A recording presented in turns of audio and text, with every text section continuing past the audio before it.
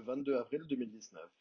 La Chine s'apprête à mettre la main sur Daimler-Benz, Deutsche Bank à l'effondrement du quatrième Reich allemand, par Benjamin Fulford.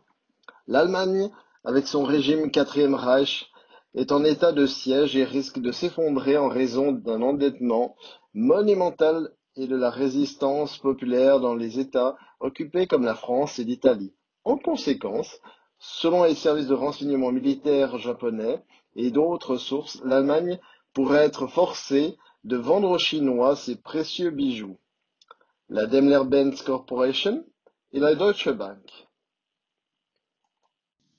L'incendie sacrificiel à Molech, Baal, Seth, Satan de la cathédrale Notre-Dame de Paris était une tentative désespérée des superstitieux satanistes khazarians de l'Union européenne d'inverser en quelque sorte la donne de leur chance selon des sources de la P2, franc-maçon.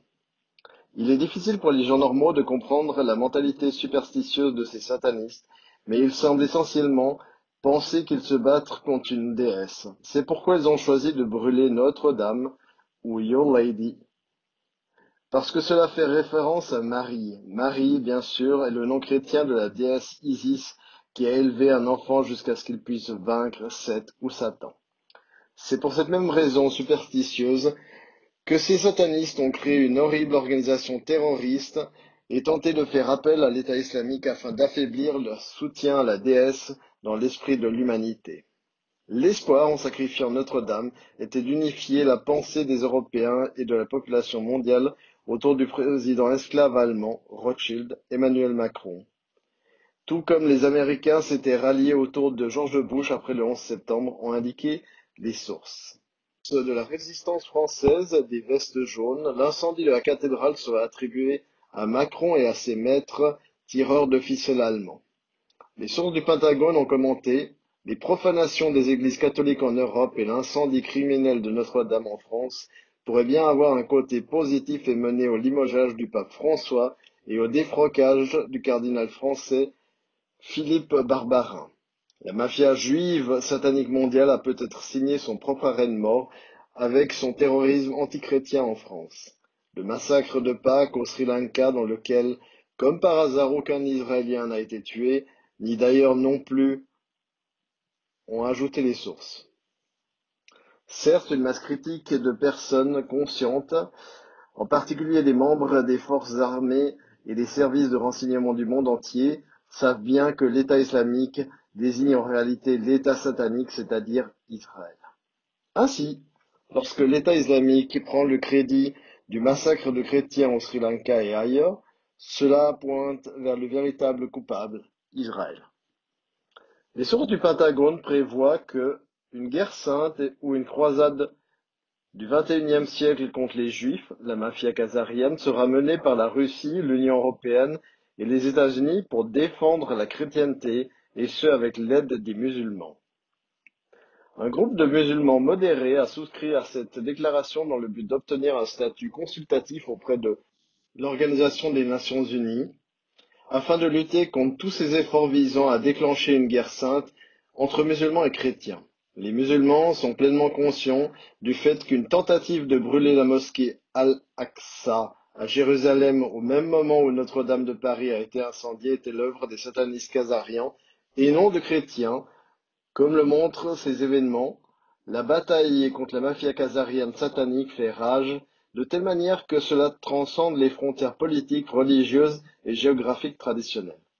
Un autre exemple est la disparition le 9 avril d'un avion de combat japonais F-35 au large des côtes du Japon. Les sources japonaises du monde clandestin affirment que cet avion a été vendu aux Nord-Coréens par les sionistes, mafia khazarienne, pour un énorme paquet d'argent. L'homme fort nord-coréen Kim Jong-un amènera cet avion de chasse comme souvenir et monnaie d'échange lors de sa visite au président russe Vladimir Poutine à la fin du mois. Les sionistes espèrent vraisemblablement qu'en fournissant à la Russie via la Corée du Nord le joyau de la technologie furtive militaire américaine, ils pourront également obtenir une protection pour Israël. Les Russes ont cependant déclaré depuis longtemps qu'ils ne protégeraient pas cet État créé par les mêmes satanistes qui ont tué plusieurs de dizaines de millions de Russes au cours du XXe siècle. Le fait que Kim envisage de se rendre en Russie juste avant que Naruhito, le nouvel empereur japonais, ne prenne officiellement le trône le 1er mai, est également un signe qu'il est à la recherche de protection, ont déclaré des sources japonaises de droite proches de l'empereur. En effet, la Corée du Nord a participé à l'assassinat génocidaire de Fukushima contre le Japon et craint des représailles du nouvel empereur. Les Nord-Coréens ont aidé à la catastrophe de Fukushima en échange de promesses de la part de la famille sataniste khazarienne Rothschild. Rothschild signifie bouclier rouge, symbole de Satan. En effet, selon un membre de la famille Rothschild, ceux-ci avaient annoncé qu'ils allaient déplacer 40 millions de Japonais de Tokyo vers la Corée du Nord et feraient de la Corée du Nord le siège social des Rothschild en Asie. Le Premier ministre japonais, Naoto Kan, a alors confirmé publiquement qu'après l'attaque de Fukushima, il avait subi des pressions pour effectivement évacuer 40 millions de personnes du Grand Tokyo. Cette bataille pour la planète Terre se déroule également en Indonésie où une grande partie de l'or du monde serait en principe localisée. Ici, une élection générale très controversée vient d'avoir lieu. Des sources de la CIA en Indonésie affirment que Prabowo Subianto, soutenu par les Khazarians avec son candidat photogénique Sandiago Uno à la vice-présidence, a en réalité battu le président sortant Jokowi. Ils ont offert comme preuve cette capture d'écran de la télévision indonésienne montrant des résultats contradictoires. Voici leur explication de la photo. Les 54,81% indiqués en bas sont pour Jokowi Maruf Amin. Les chiffres en haut de l'écran indiquent presque le pourcentage inverse en faveur de Prabowo Uno. Il s'agit d'un décompte rapide effectué par les différents bureaux indépendants de vote, repérage en Indonésie. Ils appellent cela des sondages de sortie. Les chiffres sont entourés d'une boucle orange. La partie supérieure montre un ensemble de résultats de comptage rapide qui indiquent que Prabowo Uno est en tête. Au bas, ils ont échangé les résultats montrant Jokowi Maruf Amin en avance. La source de CIA rapporte également ce qui suit. Il y a dans les coulisses une sérieuse bataille pour le contrôle du pays. En fait, Prabowo Uno a gagné par 60%. Ceci a été vérifié par de nombreuses sources internes. Jokowi Amin, soutenu par la Chine, dit humblement qu'ils ont gagné. Les médias se lancent dans la rhétorique d'une victoire de Jokowi. Nous allons bien voir. Il y a des ententes réelles sur la table derrière le rideau. Prabowo a déclaré publiquement qu'il limiterait la prise de contrôle de l'infrastructure de l'Indonésie par la Chine. Le décompte officiel des votes sera annoncé le 22 mai. Chaque parti peut contester le décompte officiel et porter l'affaire devant la Cour constitutionnelle. Cela se reproduira en juin. Le pays reste en pilote automatique jusque-là, à moins que l'un des joueurs obtienne suffisamment de concessions pour se retirer au coucher du soleil. Je ne peux pas en dire plus.